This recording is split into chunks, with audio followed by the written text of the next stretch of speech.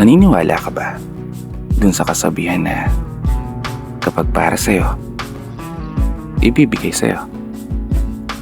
At kapag hindi naman para sa'yo, sadyang ilalayo.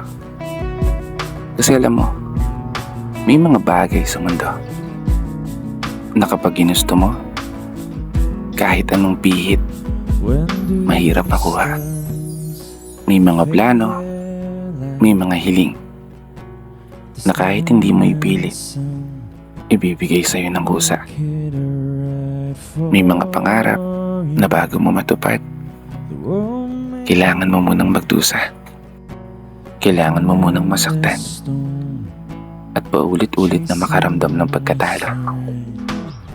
Na bago ka matutong lumipad, ay kailangan mo munang maranasang madapa na sa iyong paglalayag ay walang kasiguraduhan kung makakausad ka nga ba ng palayo o itutulak ka ng alon pababa, pabalik kung saan ka nagsimula.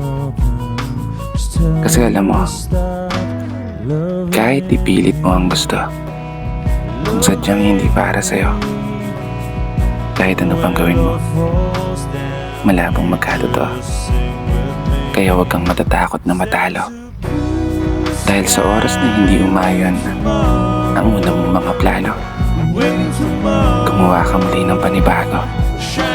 Mas maganda, mas ganado, mas preparado, at higit sa lahat, mas determinado. Dahil kung para sa'yo, magagawa mo yung maipanalo. Ito muna sa ngayon. Subok lang na subok. Aayon din sa'yo ang takbo ng panahon. Basta lagi mo tandaan, tiwala lang palagi.